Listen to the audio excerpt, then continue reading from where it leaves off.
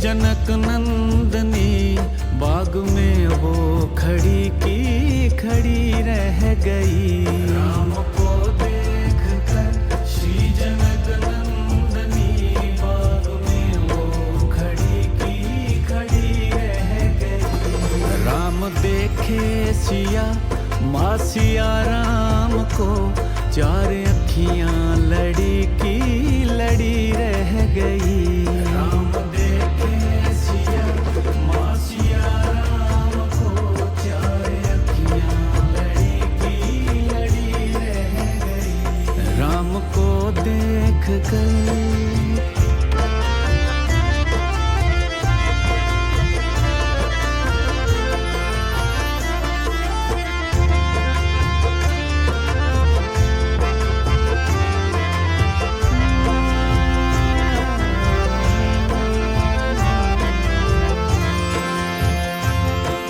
जनकपुर गए देखने के लिए, जनकपुर गए देखने के लिए। सारी सखियां झरोकन से झांकन लगी, सारी सखियां झरोकों से झांकन लगी। देखते ही नजर मिल गई प्रेम की, जो जहां थी खड़ी की खड़ी रह गई। देखते ही नजर मिल गई प्रेम की, जो जहां थी खड़ी की खड़ी रह गई। राम को देख कर श्री जनक नंदनी बाग में वो खड़ी की खड़ी रह गई।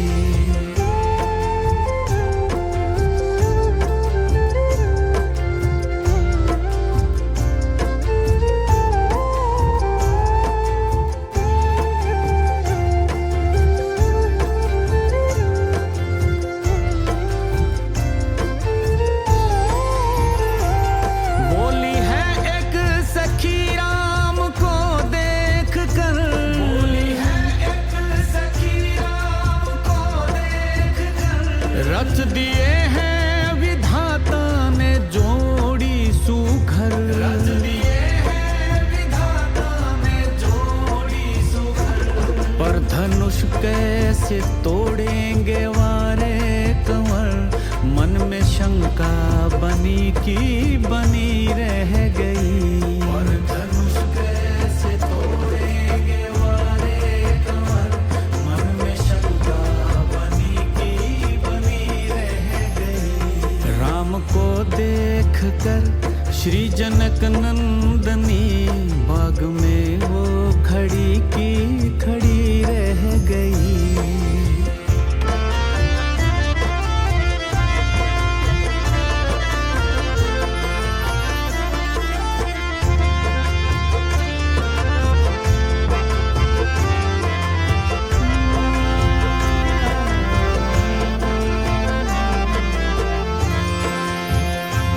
बोली दूजी सखी छोट देखन में है, दूजी सखी छोट देखन में है। पर चमत्कार इनका नहीं जानती, पर चमत्कार इनका नहीं जानती। एक ही बाण में ताड़ी का राक्षसी, उठ सकी ना पड़ी की पड़ी रह गई। एक ही बाण में ताड़ी का राक्षसी, उठ सकी ना पड़ी की पड़ी रह गई। राम को देख कर श्री जनक नंदनी बाग में वो खड़ी की खड़ी रह गई।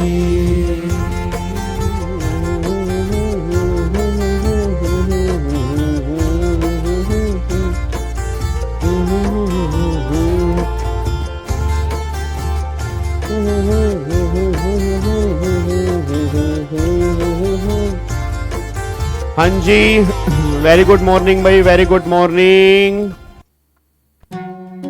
गुड मॉर्निंग, गुड मॉर्निंग जी, गुड मॉर्निंग।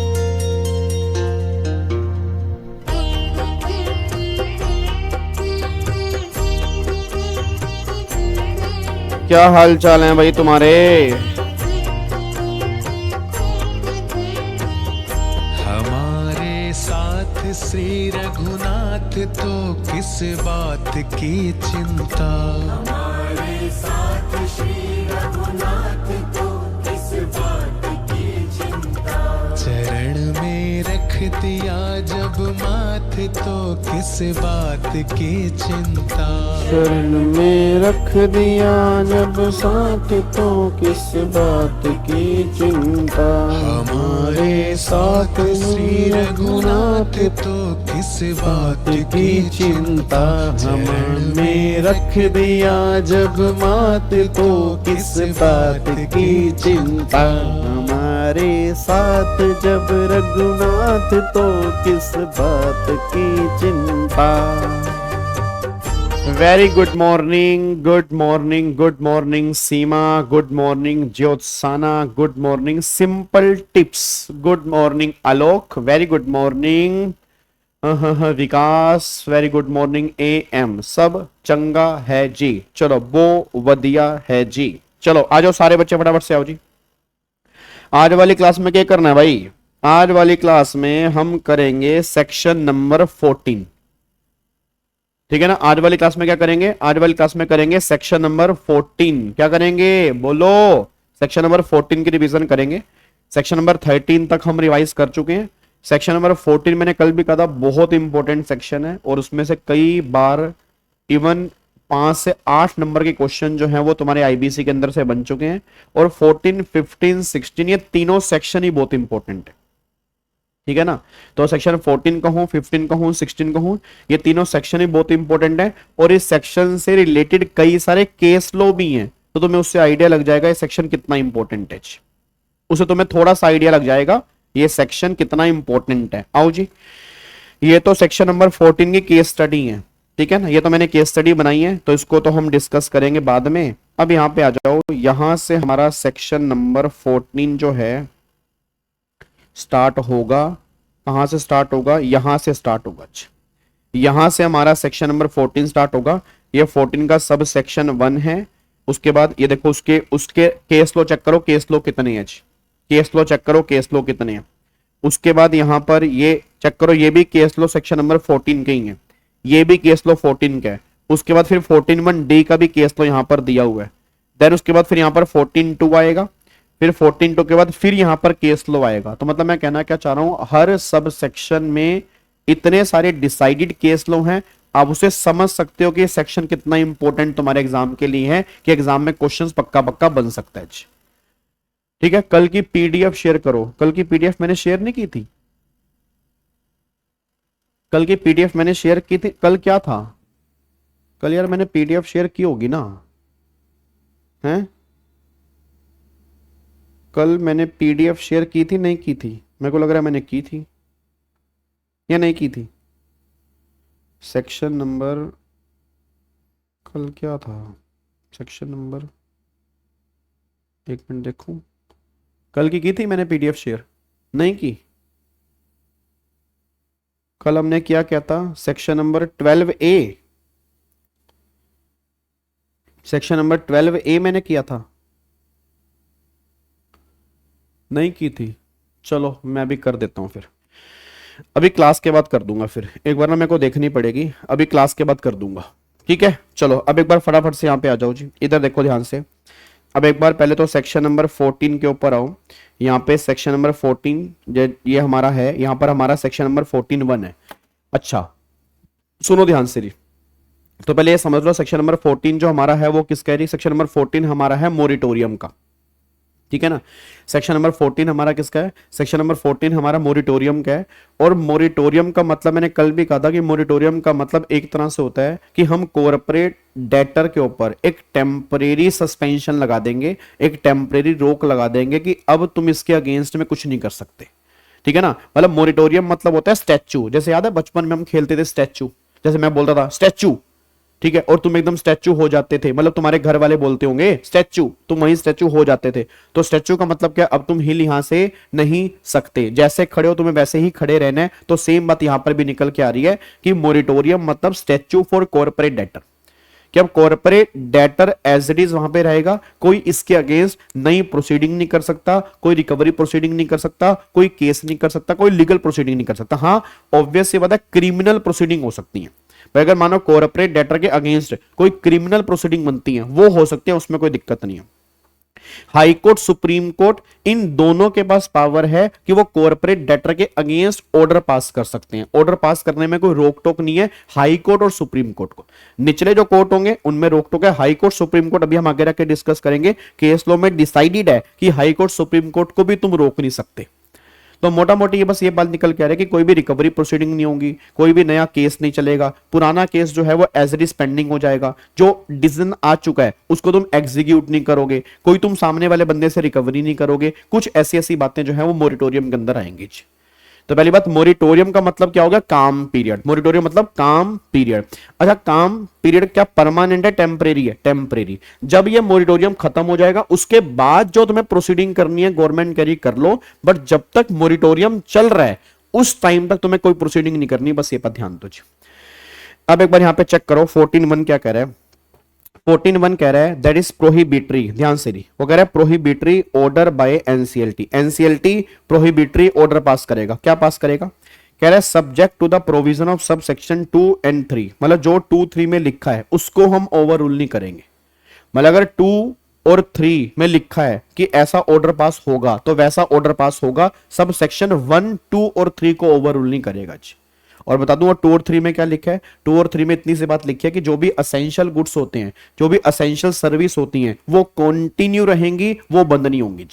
मान लो फॉर एग्जांपल वाटर सप्लाई है, इलेक्ट्रिसिटी सप्लाई है, मान लो इंटरनेट की सप्लाई है, मटेरियल की सप्लाई है, ये सप्लाई कंटिन्यू रहेंगी। रीजन क्योंकि कंपनी को हमें गोइंग कंसर्न में लेके जाना है।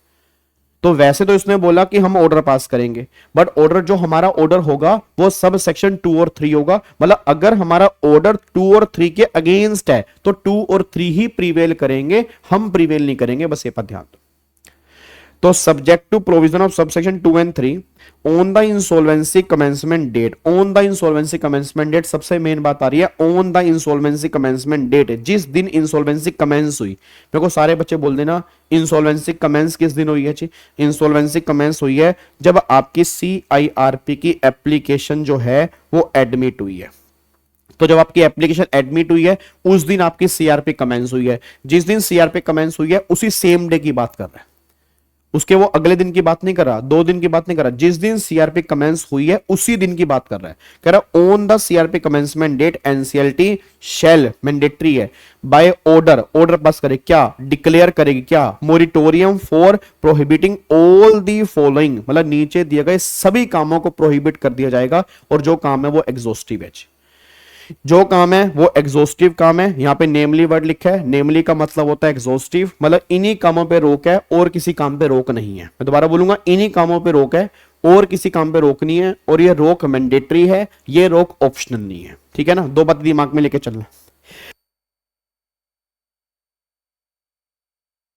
यहां पे सिंपल सी बात ये निकल करे कि जहां पर आपकी एप्लीकेशन एडमिट हुई है, गवर्नमेंट ने बोला उसी दिन तुम्हारी CRP कमेंस हुई है, जहां पर तुम्हारी CRP कमेंस हुई है उसी दिन आपको ये ऑर्डर पास करना है, मोरिटोरियम डिक्लेयर करना है, और मोरिटोरियम में इन सब चीजों पर प्रोहिबिशन लग जाएगी जो चीजें नीचे दी गई हैं। अब किन किन चीजों पर प्रोहिबिशन लगेगी? पहला वो कह रहे हैं द इंस्टीट्यूशन, ध्यान से, द इंस्टीट्यूशन ऑफ सूट और कॉन्टिन्यूएशन ऑफ पेंडिंग सूट। मतलब पहली बात तो कोई नया केस आप नहीं कर सकते, दूसरी बात जो पेंडिंग केस है वो कंटिन्यू नहीं होगा।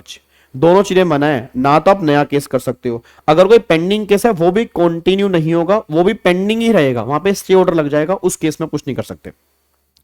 और proceeding against the corporate debtor including execution of any judgment, ना ही किसी जजमेंट को एग्जीक्यूट कर सकते हो। मान लो कोई जजमेंट आ गई, कोई ऑर्डर आ गया, अब वो ऑर्डर एज इट इज पड़ा रहेगा, उस ऑर्डर को तुम एग्जीक्यूट भी नहीं करोगे, उस ऑर्डर को तुम एग्जीक्यूट भी नहीं करोगे। डिक्री और order in any court of law, tribunal, arbitration, panel और एनी अथॉरिटी, मतलब किसी का भी ऑर्डर हो उसको तुम एग्जीक्यूट नहीं कर पाओगे। तो पहली बात क्या क्या रोक लगा दी? नए केस नहीं कर सकते, पुराने केस जो है वो सारे के सारे पेंडिंग रहेंगे, और फिर कॉर्पोरेट डेटर के अगेंस्ट कोई प्रोसीडिंग जो चल रही है वो नहीं कर सकते। ठीक है, उसके बाद कोई अगर कोर्ट का एग्जीक्यूशन, मतलब कोई कोर्ट की जजमेंट आ गई, डिक्री आ गई, उसका एग्जीक्यूशन भी नहीं कर सकते। इन बातों पर रोक लगा दी गई है पहले बात के अंदर। सेकंड कह रहे हैं ट्रांसफरिंग ट्रांसफरिंग हो गया, इनकम्बरिंग हो गया, एलाइनेशन हो गया, और डिस्पोजल और dispose of by corporate debtor any of its asset और एनी लीगल राइट और बेनिफिशियल इंटरेस्ट दे रहे हैं। मतलब सिंपल सी बात कह रहा है कि ना तुम इस एसेट को बेच सकते हो, ना तुम इस एसेट को बेच सकते हो, मैं दोबारा बोलूंगा, ना तुम इस एसेट को बेच सकते हो, ठीक है, ना तुम इस एसेट को लीज पे दे सकते हो, ना तुम इस एसेट को लाइसेंस पे दे सकते हो, ना तुम इस एसेट को आगे ट्रांसफर कर सकते हो, कुछ भी ना तुम इस एसेट को मॉर्गेज रख, मतलब कुछ नहीं कर सकते। जो तुम्हारी एसेट है उस एसेट के अगेंस्ट या उस एसेट के अगेंस्ट तुम नहीं कुछ कर सकते जी। तो मतलब ना तुम ट्रांसफर कर पाओगे, ना इनकम्बर कर पाओगे, ना अलाइनेटिंग कर पाओगे, डिस्पोज ऑफ कर पाओगे by the corporate debtor any of its asset or any legal right or beneficial interest देने। अगर उस पर कोई लीगल राइट है या आप उसके बेनिफिशियल तुम्हारा इंटरेस्ट है या तुम्हारी एसेट है, तुम उसको ना ट्रांसफर कर पाओगे, ना सेल कर पाओगे, ना मॉर्गेज कर पाओगे जी। ठीक है जी, अगले पॉइंट पर आओ। फिर वो कह रहे हैं एनी एक्शन, ध्यान से, any action to foreclose, recover और enforce any security interest created by the corporate debtor in respect of its property including any action under the that is SARFAESI act. मतलब सामने वाला बंदा, अब जो बी है उस बी में तुम्हें मना किया है, सी में सामने वाले बंदे को मना किया कि सामने वाला बंदा मतलब रिकवर नहीं कर सकता जो एसेट तुम्हारे पोजेशन में है उसकी, मतलब जिसके तुम ओनर नहीं हो। फॉर एग्जाम्पल तुम्हारे पास कोई एसेट है, तो उसने बोला any action to foreclose, recover और enforce any security interest created by corporate debtor. मतलब कोई भी सिक्योरिटी इंटरेस्ट, मान लो फॉर एग्जाम्पल तुमने कोई प्रॉपर्टी गिरवी रखी हुई है, अब तुमने कोई प्रॉपर्टी गिरवी रखी है तो उसको इन्फोर्स नहीं कर सकता। भाई सामने वाला बंदा बोले अच्छा मैंने तुझसे पैसे लेने हैं, ये सिक्योर्ड लोन है, तो सिक्योर्ड लोन है तो मैं प्रॉपर्टी बेच के रिकवरी कर सकता हूं। Answer is no, answer is no. कोई भी अगर सिक्योरिटी इंटरेस्ट क्रिएट किया है कॉर्पोरेट डेटर ने, मतलब कोई प्रॉपर्टी अगर गिरवी रखी है वो प्रॉपर्टी गिरवी ही रहेगी, उसको बेच के सामने वाली पार्टी रिकवर नहीं कर पाएगी, बस ये पर ध्यान दो। ये भी मना कर दिया। उसके बाद the recovery of any property by the owner और lessor where such property is occupied by और in the position of corporate debtor. अगर कोई प्रॉपर्टी कॉर्पोरेट डेटर के पोजीशन में है, मान लो फॉर एग्जांपल एक मशीन है, एक बिल्डिंग है, एक लैंड है जिस पर मैं काम कर रहा हूं, मैंने रेंट पे ली है, तो सामने वाला बंदा उसको रिकवर नहीं कर सकता। सामने वाला बंदा वो मशीन वापस नहीं ले सकता, सामने वाला बंदा उनसे बिल्डिंग वापस नहीं ले पाएगा। जो मेरे पोजीशन में है वो मेरे पोजीशन में ही रहेगी, सामने वाला बंदा वो नहीं ले पाएगा, बस ये पर ध्यान दो। तो सिंपल सी बात ये निकल के रही है, 4 पॉइंट यहां पे निकल के आ रहे हैं। पहला पॉइंट, कोई नया केस नहीं होगा, कोई पेंडिंग केस आगे नहीं कंटिन्यू होगा, कोई जजमेंट जो होगी वो एग्जीक्यूट नहीं होगी। दूसरा केस, आप अपनी एसेट को ट्रांसफर नहीं कर पाओगे, इनकम्बेंट नहीं कर पाओगे, अलाइनेटिंग नहीं कर पाओगे, डिस्पोज ऑफ नहीं कर पाओगे। तीसरा केस, आपकी एसेट अगर कहीं गिरवी रखी है तो सामने वाला बंदा उसको इन्फोर्स नहीं कर सकता, उसको रिलीज नहीं कर सकता, उसको बेच नहीं सकता। और चौथा केस, जिसकी एसेट तुम्हारे पास है वो सामने वाला बंदा तुमसे वो एसेट रिकवर नहीं कर पाएगा। ये 4 जगह पर प्रोहिबिशन है, ये 4 जगह पर क्या है, प्रोहिबिशन है जी। ठीक है जी। उसके बाद देखो एक्सप्लेनेशन टू सब सेक्शन 1 कह रहा है provide that non termination of licence, quota और any other amenities provided by government authority और sectoral regulator subject to payment of current dues arising due to their using during CRP. मतलब अगर government ने तुम्हें कोई लाइसेंस दे रखा है, मान लो माइनिंग का लाइसेंस है, टेलीकम्युनिकेशन का लाइसेंस है, ठीक है, कोई लाइसेंस है, कोई कोटा है, तो गवर्नमेंट ने कहा वो हम टर्मिनेट नहीं करेंगे, वो कंटिन्यू रहेगा, प्रोवाइडेड जो करंट ड्यूज बन रहे हैं ड्यूरिंग सीआरपी वो तुम्हें टाइमली पे करने पड़ेंगे। अगर वो तुम टाइमली पे नहीं करोगे फिर हम टर्मिनेट कर देंगे। तो गवर्नमेंट ने साफ साफ बोल दिया अगर कोई लाइसेंस तुम्हारे पास है या कोई कोटा तुम्हारे पास है उसको हम टर्मिनेट नहीं करेंगे, वो कंटिन्यू रहेगा। उसका रीजन है, आप समझो हमारा मोटिव कंपनी को बंद करना नहीं है, पहली बात तो ये, हमारा मोटिव कंपनी को बंद करना नहीं है, हमारा मोटिव है कंपनी गोइंग कंसर्न में रहे, कंपनी चलती रहे, कंपनी गोइंग। तो अगर कंपनी चलती रहे, कंपनी गोइंग कंसर्न में रहे, तो कंपनी कैसे चलेगी, जब तक कंपनी काम करेगी। अगर सामने वालों ने, गवर्नमेंट ने मेरे से मेरा लाइसेंस ही ले लिया, मैं काम कैसे करूंगा। सामने वालों ने जो मुझे गवर्नमेंट ने लाइसेंस दिया वो लाइसेंस अगर ले लिया तो मैं काम कैसे करूंगा। तो गवर्नमेंट ने कहा वो हम टर्मिनेट नहीं करेंगे, बट जो भी करंट ड्यूज बनते हैं वो तुम्हें टाइमली पे करने हैं, बस ये पर ध्यान दो।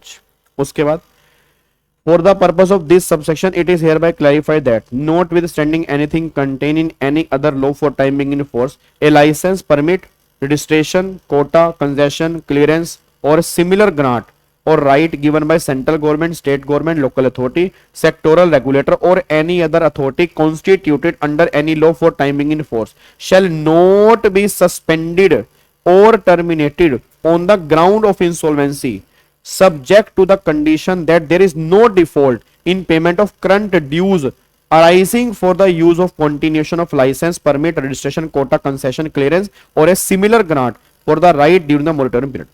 मतलब सब्जेक्ट टू उसने क्या बोला, करंट ड्यूज। अच्छा एक बात और सुनना, अब दूसरा कोई लाइसेंस है वो गवर्नमेंट टर्मिनेट कर सकती है, जो लाइसेंस, कोटा और कंसेशन इंसॉल्वेंसी से रिलेटेड है वो टर्मिनेट नहीं कर सकते।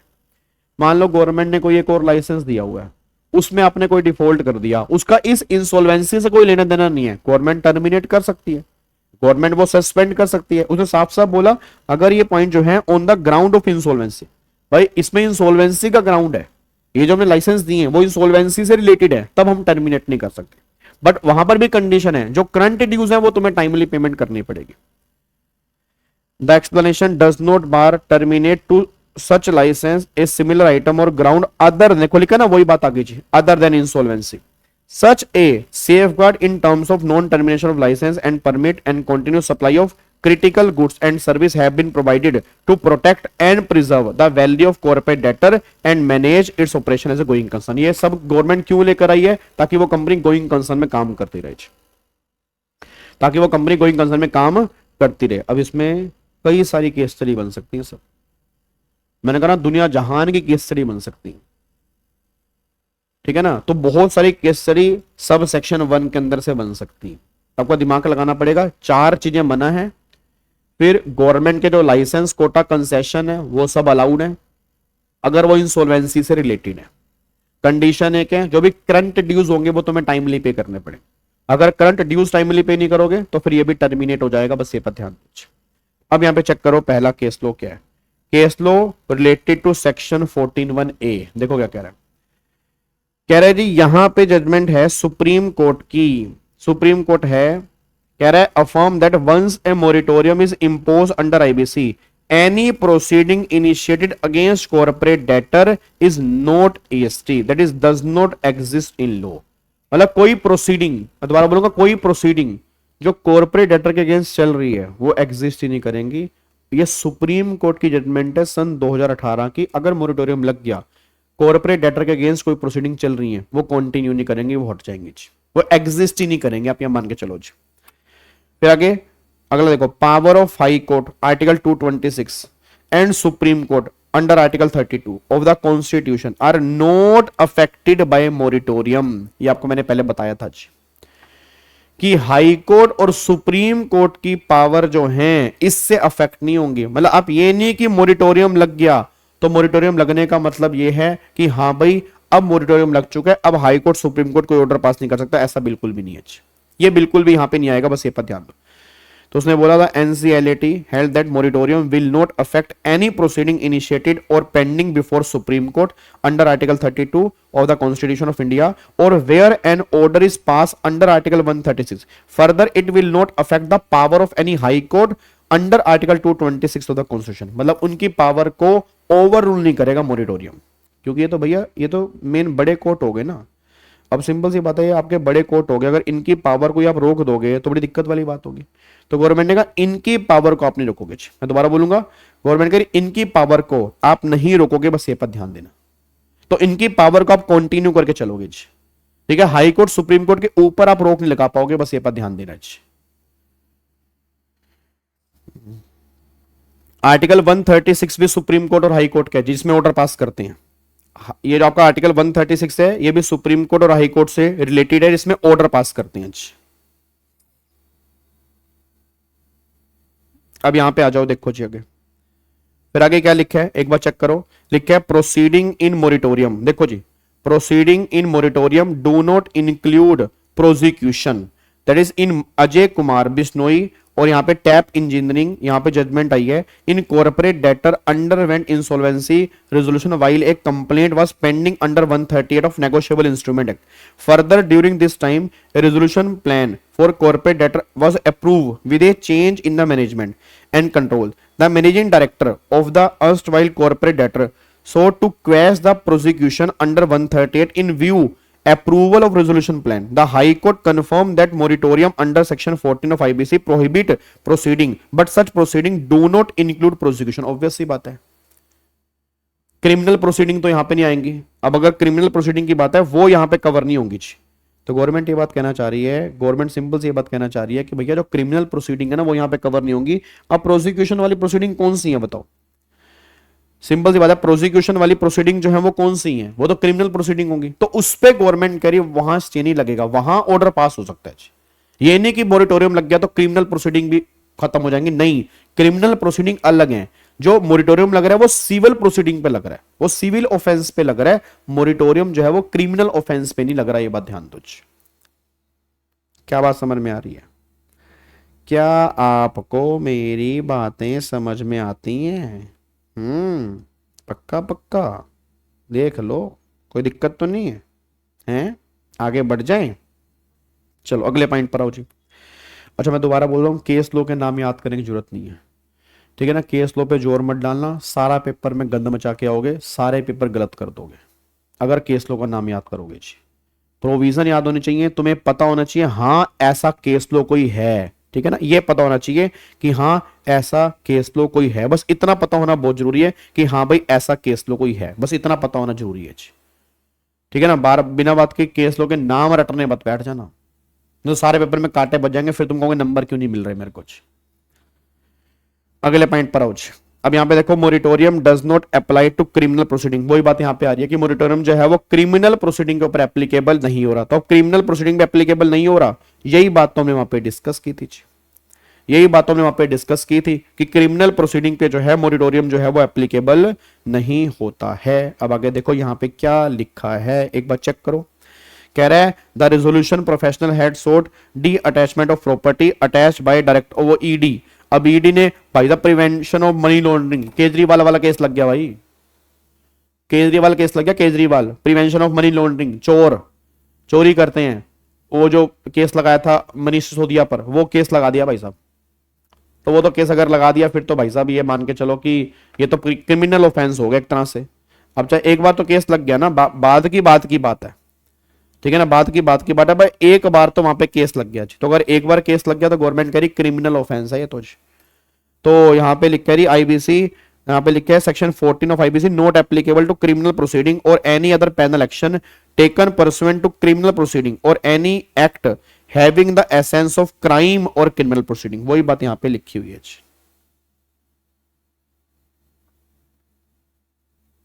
ठीक है, और यही बात यहां पे देखो सुप्रीम कोर्ट ने अपहेल्ड की है। देखो यही बात सुप्रीम कोर्ट ने जो जजमेंट के अंदर बोला है ना, उसको सुप्रीम कोर्ट ने ही बोला है जी, मतलब सुप्रीम कोर्ट ने बोला बिल्कुल सही है जी, सुप्रीम कोर्ट ने बोल दिया बिल्कुल सही है, 100% सच्ची बात की जा रही है, 100% सच्ची बात की जा रही है। जो पर यहां पे जजमेंट आई है वो जजमेंट यहां पे आई है एनसीएलएटी की, उसको अपहेल्ड किया सुप्रीम कोर्ट ने कि बिल्कुल सही है। While the bar under IBC is automatic practically the IRP may need to file application before various form where proceeding against the CI corporate is continuing, but bringing to their attention of the commencement of CRP and moratorium declared by NCLT under 14 of IBC and requesting the relevant form and pass an order staying proceeding, मतलब proceeding stay कर सकते हो, कोई दिक्कत वाली बात नहीं है। बट जो ऊपर वाला उसने जजमेंट पास की है वो बिल्कुल सही जजमेंट पास किया कि क्रिमिनल प्रोसीडिंग के ऊपर मोरिटोरियम जो है वो एप्लीकेबल नहीं होगा, ये बात ध्यान दो। अच्छा उसके बाद देखो जी, अब क्या हुआ, सेबी ने कोई केस कर दिया। अब सेबी क्या है, एक रेगुलेटरी अथॉरिटी है, क्या सेबी के ऊपर मोरिटोरियम लगेगा? बताओ क्या सेबी पर मोरिटोरियम लगेगा? सेबी पर बताओगे आप, क्या सेबी के ऊपर कोई मोरिटोरियम एप्लीकेबल होगा नहीं होगा? सेबी पर बताओ जी, बिल्कुल लगेगा, 100% लगेगा। सेबी के ऊपर भी मोरिटोरियम जो है वो एप्लीकेबल होगा और 100% मोरिटोरियम लगेगा। देखो यहां पे कह रहे हैं NCLT observe section 28 of SEBI being inconsistent with section 14 of IBC, it held that section 14 of IBC will prevail over section 28A of SEBI. SEBI cannot recover any amount including the penalty from corporate debtor. The Bombay Stock Exchange cannot suspend trading of shares of corporate debtor for the same reason. वो stock मतलब trading नहीं उसकी बंद कर सकते और उसको कोई रिकवरी नहीं कर सकते मोरिटोरियम के अंदर, बस ये पर ध्यान दो। आगे देखो, penalty imposed by regulator may be claimed as operational creditor but cannot be recovered during the resolution process। क्या कहना चाह रहे हैं? कह रहे हैं in the matter of Maharashtra seamless versus Shri Padmanandan Venkatesh NCLT held that statutory dues, that is dues for central government or state government arising under any law for the time being in force and payable come within the meaning of operational act। ठीक है, if penalties imposed or amount is payable to the Security Exchange Board of India, in such case it may claim a operational creditor but cannot recover the same during resolution process। मतलब अगर एक बार CRP चल रही है तो जो भी recovery है वो आप रिकवरी अभी नहीं कर पाओगे। माना वो ऑपरेशनल डेट है, माना वो ऑपरेशनल डेट है, कोई दिक्कत वाली बात नहीं है। सामने वाला बंदा ऑपरेशनल क्रेडिटर है बट अभी लगा है मोरिटोरियम। अब अगर मोरिटोरियम लगा है तो सामने वाले बंदे से तुम रिकवरी नहीं कर पाओगे, बस ये पर ध्यान दो। ये पॉइंट यहां पे कहना चाह रहे हैं। क्लियर है? पक्का पक्का बोल दो मेरे बच्चों, कोई दिक्कत तो नहीं है? क्या इसको लॉक कर सकते हैं? चलो अगले पॉइंट पर आओ जी। अब यहां पे देखो सेक्शन 14(1)(b and c। अब यहां पे बी और सी को ध्यान रखना। B and C, the bar is only in respect of corporate debtor and its asset. It allow that property not own by corporate debtor would not come under the protection umbrella of section 14 unless the property is occupied or in possession of the corporate debtor, that is under section 14(1)(d। इसका मतलब क्या है? वो कह रहे हैं जो आपने बी और सी पढ़ा ना ऊपर, ये वाला बी और सी है, ये वाला बी और सी की बात कर रहे हैं। इसमें बात उनकी हो रही है जो कॉर्पोरेट डेटर के खुद की एसेट है। तो यहां बी और सी में कॉर्पोरेट डेटर को प्रोटेक्शन नहीं मिल रहा उस चीज का जो उसकी एसेट नहीं है, जो उसकी एसेट नहीं है, मतलब उसके पोजीशन में है, उसकी एसेट है, उससे प्रोटेक्ट कर रहा है 14(1)(b और सी। अगर तुम्हारी एसेट नहीं है, किसी और की है, तुम्हारे पोजीशन में है, उससे प्रोटेक्शन बी और सी में नहीं मिलेगी, उससे मिलेगी डी में। उससे कहां मिलेगी? डी में मिलेगी। देखो डी के अंदर लिखा है ना, recovery of any property by owner और lessor where such property is occupied by और in the position of corporate debtor. मतलब ये वाला केस जो है ये उस पे लग रहा है कि प्रॉपर्टी कॉर्पोरेट डेटर की नहीं है बट ऑक्यूपाई की है, पोजीशन में है उसके। बी और सी उस पे लग रहा है कि प्रॉपर्टी कॉर्पोरेट डेटर के खुद की है, उसके पास है। ठीक है,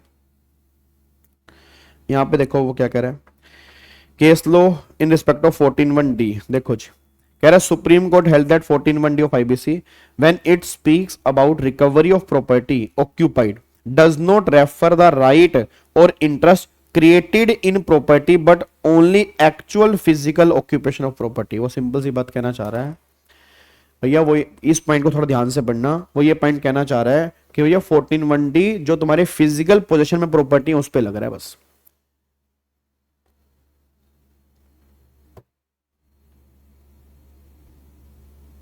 फोर्टीन 1D जो लग रहा है ना, वो सिर्फ उस पे लग रहा है जो प्रॉपर्टी तुम्हारे फिजिकल पोजीशन में है, जो प्रॉपर्टी तुम्हारे क्या है,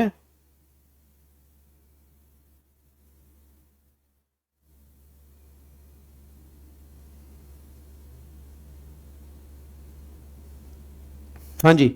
तो गवर्नमेंट ये बात कहना चाह रही है कि जो प्रॉपर्टी है, तो गवर्नमेंट सिंपल से बात कर रहा है वो प्रॉपर्टी जो तुम्हारे फिजिकल पोजेशन में है उसी पे लग रहा है, उसी पे लग रहा है।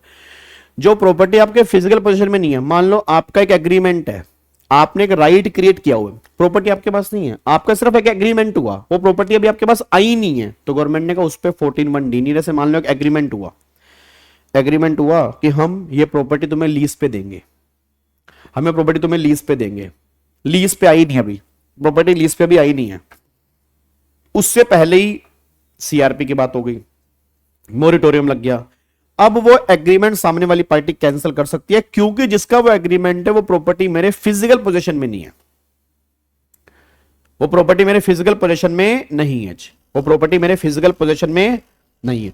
तो गवर्नमेंट सिंपल से बात कहना चाह रही है कि प्रॉपर्टी जो तुम्हारे फिजिकल पोजीशन में है उस पर 14(1)(d तुम्हें प्रोटेक्शन दे रहा है, जो फिजिकल पोजीशन में नहीं है तो गवर्नमेंट कह रही उस पर कोई फिजिकल और जो पोजीशन में नहीं होगा उस पर कोई यहां पर एप्लीकेबल नहीं होगा 14(1)(d। बस ये पर ध्यान दो। क्या बात समझ में आ रही है? क्या आपको बात समझ में आ रही है?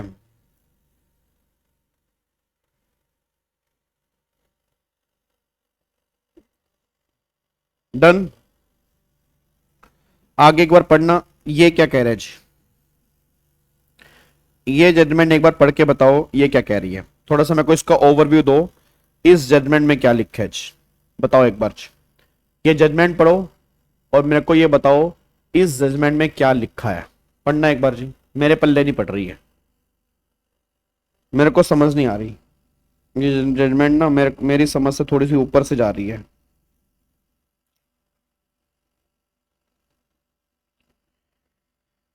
थोड़ा बताओगे तो मेरी हेल्प हो जाएगी इसमें।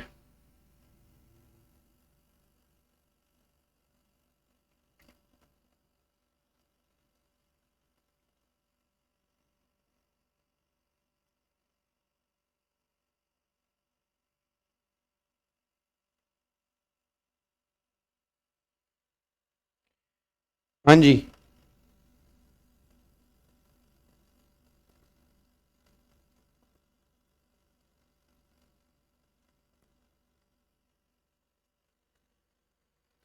क्या कह रही जजमेंट ये,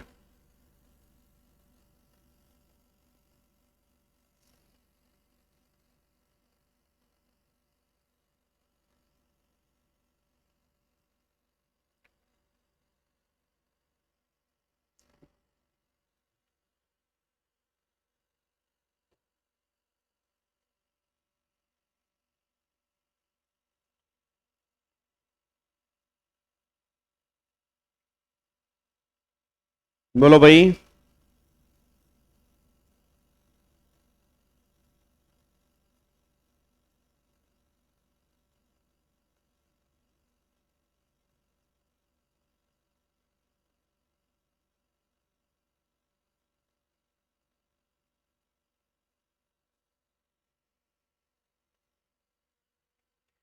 लीज के एक्सटेंशन रोक नहीं सकते, लीज के एक्सटेंशन रोक नहीं सकते मतलब,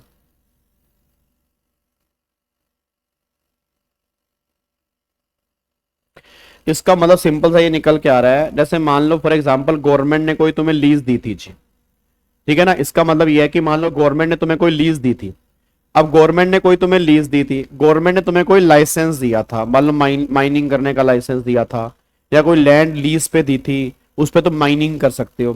अब वो लाइसेंस खत्म हो गया, वो लाइसेंस खत्म हो गया, अब वो लाइसेंस खत्म हो गया, वो लाइसेंस तुम्हें रिन्यू कराना है। अब गवर्नमेंट कह रही रिन्यू कराने का मतलब है एक नया राइट क्रिएट हो रहा है, भाई अब तो लाइसेंस खत्म हो गया ना, तो उसको रिन्यू होना है, तो अब तुम ये नहीं कह सकते कि मोरिटोरियम लगा हुआ है तो गवर्नमेंट मेरा राइट कैंसिल नहीं कर सकती, क्योंकि गवर्नमेंट को राइट देना ही पड़ेगा, ना ना ना, ऐसा नहीं है। मोरिटोरियम का मतलब यह है कि जो प्रेजेंट में चीजें तुम्हारे पास हैं, जो तुम्हारे पोजेशन में है, उस पर रोक लगेगी। अब जिस पे तुम्हारा पोजेशन ही खत्म हो गया, जिसका राइट ही खत्म हो गया, जिसके ऊपर राइट ही नहीं है, तो उसको थोड़ा रोक लगा देंगे। तो गवर्नमेंट ये बात कह रही है कि अगर गवर्नमेंट चाहे तो तुम्हें एक्सटेंशन दे सकती है, अगर गवर्नमेंट चाहे तो नहीं दे सकती है। तुम ये नहीं कहोगे कि गवर्नमेंट मेरा लाइसेंस रिन्यू नहीं कर रही, मेरा लाइसेंस रिन्यू करो, मेरा लाइसेंस दोबारा से मुझे अपना, ना ना ना, वो तो एक नया राइट क्रिएट होना है ना। लाइसेंस तुम्हारा एक्सपायर हो गया तो फिर बात गवर्नमेंट के ऊपर है कि उसको लाइसेंस रिन्यू करना है या नहीं करना, वो गवर्नमेंट के ऊपर है। तुम सेक्शन 14 को बेस बनाकर कंपल्शन नहीं डाल सकते गवर्नमेंट के ऊपर कि मेरा लाइसेंस रिन्यू करो ना, ऐसा बिल्कुल नहीं।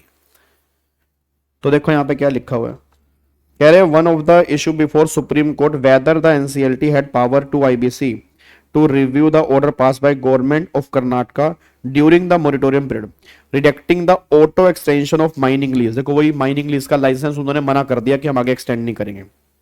granted by to corporate debtor, the Supreme Court observed, among other things, that the moratorium section 14 did not impact the right of the government to refuse extension of the lease.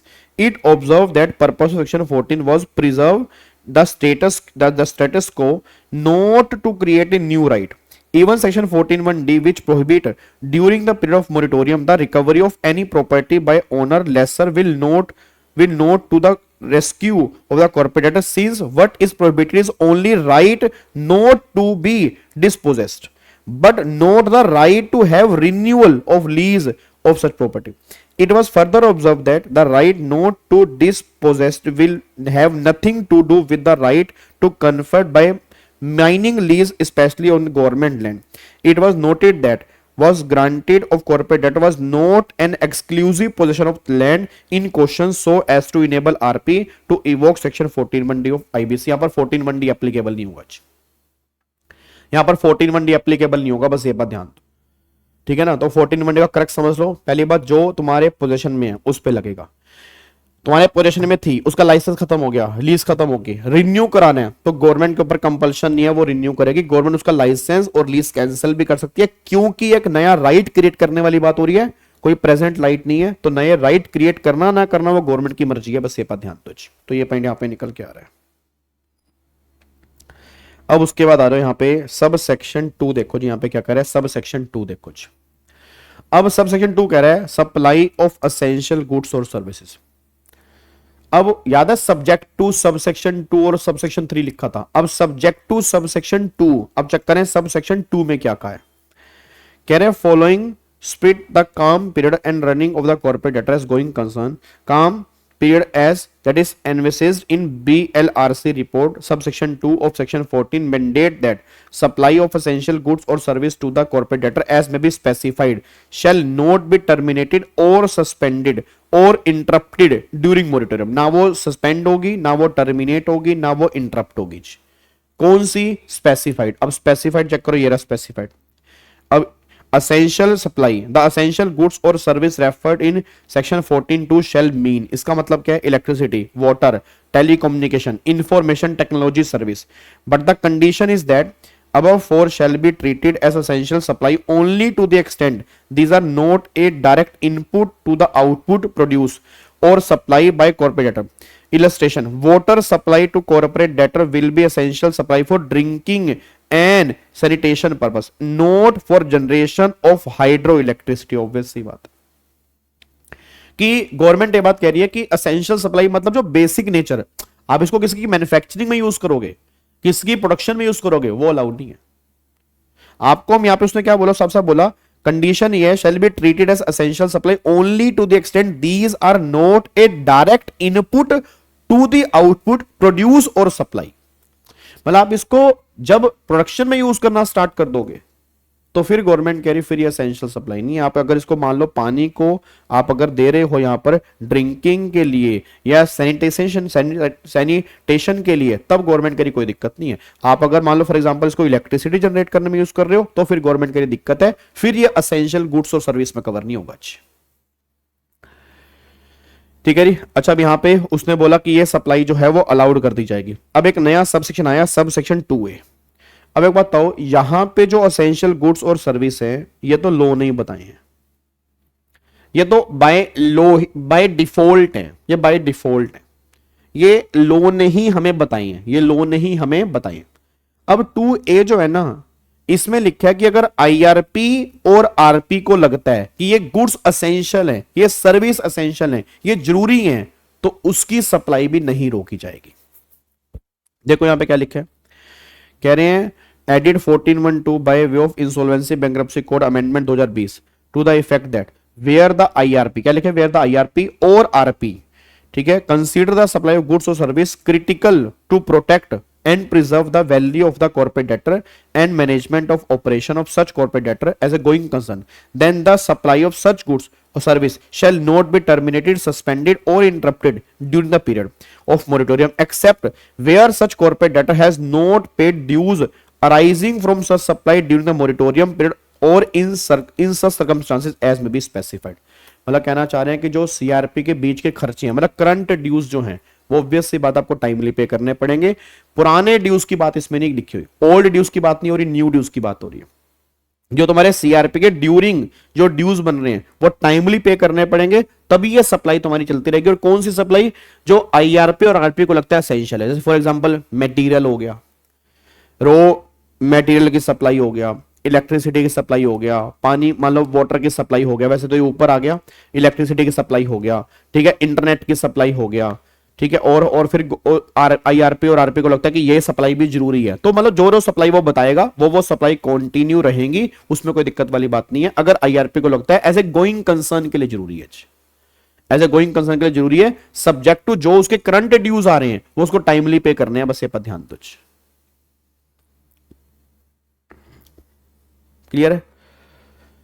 अब देखो यहाँ पे जी, the amendment has vested discretion of IRP और RP to consider whether particular goods और RP are service are essential और not, and if according to them they are essential, and then the supply cannot be terminated provided the corporator pay current dues in respect of same during moratorium. सिर्फ current dues की बात हो रही है, old dues की बात यहां पे नहीं हो रही। मैं दोबारा बोलूंगा, old dues की बात यहां पे नहीं हो रही है। अच्छा, अगर आप चेक करोगे ना, सबसेक्शन 2 में कोई ड्यूज की बात ही नहीं हो रही। आप अगर सबसेक्शन 2 देखोगे, सबसेक्शन 2 में कोई ड्यूज की बात नहीं हो रही। आप देख लो, ध्यान से पढ़ना एक बार। आप अगर एक बार चेक करोगे, सब सेक्शन 2 में कहीं भी ड्यूज की बात नहीं हो रही। आप 2 ध्यान से पढ़ लो, ना करंट ड्यूज की बात हो रही है, ना पास ड्यूज की बात हो रही है। ठीक है, 2A में करंट ड्यूज की बात हो रही है, पास ड्यूज की बात नहीं हो रही। बट आपको बता दूं, यहां पर जजमेंट भी है, ठीक है, कि आपको ड्यूज, करंट ड्यूज तो देने जरूरी ही हैं। और प्रैक्टिकली आप खुद सोचो, अगर वो ड्यूज नहीं देगा तो वो कंपनी से क्यों सप्लाई करेगी? ड्यूज तो देने पड़ेंगे ना। तो यहां पर ये, अगर आप एक्ट चेक करोगे तो एक्ट में कहीं नहीं लिखा, एक्ट में कहीं नहीं लिखा कि ड्यूज के बारे में करंट और पास्ट। ठीक है ना, बस असेंशियल सप्लाई है तो आपको सप्लाई करनी है, चाहे ड्यूज पे हो या ना हो। बट प्रैक्टिकली ऐसा नहीं होता। यहां पे कई जजमेंट भी हैं जो ये बात बोलती हैं कि आपको ड्यूज देने जरूरी हैं। जितने भी आपके ड्यूज बन रहे हैं वो ड्यूज देने जरूरी हैं। बस ये बात ध्यान दो, जो भी ड्यूरिंग सीआरपी आपके ड्यूज बन रहे हैं वो ड्यूज जगाने जरूरी है, वो ड्यूज देने आपको जरूरी है। आगे देखना एक बार जी, देखो क्या कह रहा है। कह रहा है the question that came before NCLT was whether the moratorium under section 14 of IBC will cover the current charges payable by corporate debtor for supply of such service as water, electricity। देखो वही बात आ गई ना, वही बात आ गई ना। NCLT that there is no prohibition or bar imposed on payment of current charges for essential service. Such payment is not covered by the order of moratorium. The law does not stipulate that essential goods, including water, electricity, should be supplied free of charge until the moratorium is ended. The amount paid for these service by RP shall be part of CRP cost. The RP was directed to pay current charges for the supply of electricity during the moratorium. जो current charges हैं वो आपको देने पड़ेंगे, बस ये पर ध्यान दो। सर ड्यूज वो कहां से देगा? पैसे तो उसके पास होंगे ही नहीं ना भाई, पैसे तो थोड़े बहुत पैसे तो होंगे ही ना भाई। गोइंग कंसर्न में कंपनी चल रही है तो पैसे नहीं आएंगे उसके पास, कंपनी बंद थोड़ा हो गई। मोरेटोरियम का मतलब यही तो है ना, कंपनी चलानी है। अरे मेरे नालायक बच्चों, कंपनी तो चल रही है, कंपनी तो गोइंग कंसर्न में चल रही है। अब अगर कंपनी गोइंग कंसर्न में चल रही है तो कंपनी ही तो गवर्नमेंट कह रही चलानी है, उससे तो पैसा आएगा और वहीं से पैसा वो चुकाएंगे। क्या बात समझ में आ रही है? क्या आपको बात मेरी समझ में आती है या नहीं आती? बोलो। अब यहां पे आओ, यहां पे देखना 14.3 ये एक्सेप्शन है, उसने 14.3 भी कहा था, सब्जेक्ट टू 14.3। चेक करो क्या कह रहा है। Section 14.3 of code provide exception to the applicability of moratorium, मतलब यहां पे मोरेटोरियम नहीं लगेगा। It state that the provision of subsection 1 shall not apply, apply नहीं होंगे। क्या? सच ट्रांजैक्शन एग्रीमेंट और arrangement as may be notified by central government in consultation with any financial service regulator or any authority। ये point अभी तक government ने कोई notify किया नहीं है। गवर्नमेंट कह रही है हम कोई ट्रांजैक्शन, कोई एग्रीमेंट, कोई अरेंजमेंट नोटिफाइड करेंगे विद मतलब परमिशन ऑफ रेगुलेटर, तो वहां पर आपको आईबी मतलब मोरेटोरियम नहीं लगाना। बट ऐसी कोई ट्रांजैक्शन अभी तक के लिए कोई नोटिफाइड नहीं है। आगे, a surety in a contract of guarantee to a creditor. भाई साहब, गारंटर पर नहीं लगेगा सेक्शन 14, मतलब गारंटर पर नहीं लगेगा। जो गारंटर हैं, चाहे वो पर्सनल गारंटर हो चाहे वो कॉर्पोरेट गारंटर हो, किसी की गारंटी में 14 लगेगा। मतलब हम गारंटर से रिकवरी कर सकते हैं, हम गारंटर से रिकवरी कर सकते हैं। गारंटर के अगेंस्ट प्रोसीडिंग हो सकती है, गारंटर के अगेंस्ट केसेस हो सकते हैं। तो गारंटर पे मोरेटोरियम नहीं है, मोरेटोरियम कॉर्पोरेट डेटर पे है। और गारंटर जो है वो कॉर्पोरेट डेटर नहीं होता, बस ये बात ध्यान दो। Supreme Court held that 14 did not apply to personal guarantor of the corporate debtor but only to the corporate debtor। ठीक है, the court held that in a contract of guarantee the liability of surety and the principal debtor is coextensive and hence the creditor can proceed against asset of either the principal debtor और the surety और both in no particular order. जी मतलब वो ये बात कहना चाह रहे हैं कि गारंटर पर वो यहां पर केस डाल सकता है, केस डालने की कोई यहां पे रोक टोक नहीं है मोरिटोरियम वाले पीरियड के अंदर, मोरिटोरियम वाले पीरियड के अंदर कोई भी यहां पे रोक टोक निकल के नहीं आ रही, बस ये पर ध्यान दो। और आई थिंक ये पॉइंट किसी बच्चे ने बोला भी था, मतलब मेरे को ऐसा लग रहा है कि आपने से किसी बच्चे ने बोला भी था कि हाँ सर ये प्रोविजन जो है वो गारंटर पे नहीं लगेगा। किसने बोला था जी? आई थिंक वो किसी ने बताया भी था।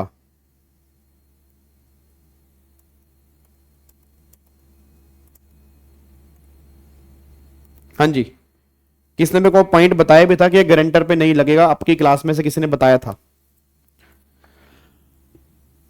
कि ये मोरिटोरियम जो है वो कॉर्पोरेट डेटर पे है, जो उसका गारंटर है उस पे नहीं है जी, उस पे नहीं है।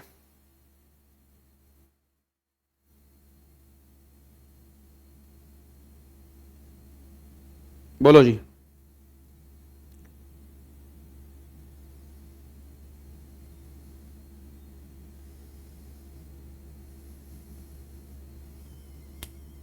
सिंपल टिप्स ने बोला था, हाँ सिंपल टिप्स ने बोला था। और वही बात यहां पे लिखी है, गारंटर के ऊपर नहीं है। और जो कॉर्पोरेट डेटर है और गारंटर है ये को एक्सटेंसिव है, मतलब आप रिकवरी किसी से भी कर सकते हैं, किसी भी ऑर्डर में रिकवरी कर सकते हैं।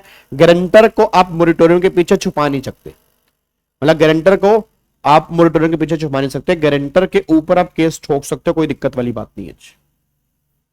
ठीक है, अब यहां पे है ड्यूरेशन, मोरिटोरियम कहां से कहां तक होगा। एक ये हमारा सबसेक्शन 4 है, ठीक है, उसके बाद ये वाला पॉइंट है, उसके बाद फिर मोरिटोरियम का अगर कॉन्ट्रावेंशन करोगे तो क्या क्या पेनल्टी है ये, ठीक है। उसके बाद फिर यहां पर आपका ये तो सेक्शन नंबर 14 में नहीं आ रहा, ये रूल्स है नीचे दिए हुए।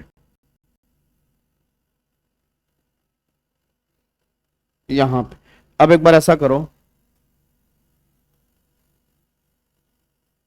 यहां पे अब ये केस लो दिया हुआ,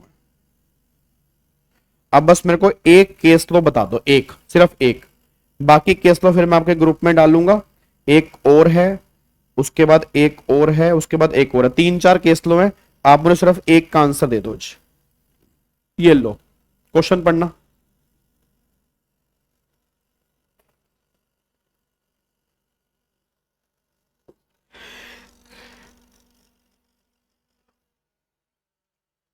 सीआरपी एडमिट हुई है 1 फरवरी 25 को। At the time it had an outstanding electricity bill 25 lakh due to power supply company for the period before CRP, ये सीआरपी से पहले है। During February and March moratorium period the IRP continue to run factory operation but the company fail to pay current electricity bill 5 lakh रुपए for those 2 month, current electricity fail पे कर दिया। Power supply company now issue an notice stating that since current dues are unpaid, it will disconnect the electricity supply. IRP argue that section 14 of IBC essential supply like electricity cannot be cut off during moratorium. You are required examine whether the power supply company can legally disconnect supply under moratorium. Support your answer with proper reasoning and legal provision. अब बताओ जी, यहाँ पे वो कह रहा है section 14 to provide that supply of essential goods or service of corporate debtor shall not be terminated, suspended, interrupted during moratorium. Essential service include electricity, water, telecommunication, IT service as per regulation 32. अब यहाँ पे वो कह रहा है purpose, the intent is to ensure corporate debtor remain a going concern during CRP and the operation do not stop merely because of past unpaid bid. It support the calm period recommended by the bankruptcy law reforms committee.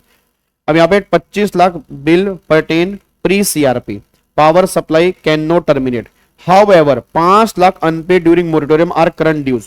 14(2) does not compel supply to continue supply without payment for current dues consumption. Further, Regulation 32 and judicial interpretations clearly that supply must continue only if current dues are paid. वही बात आपको मैंने बताई थी।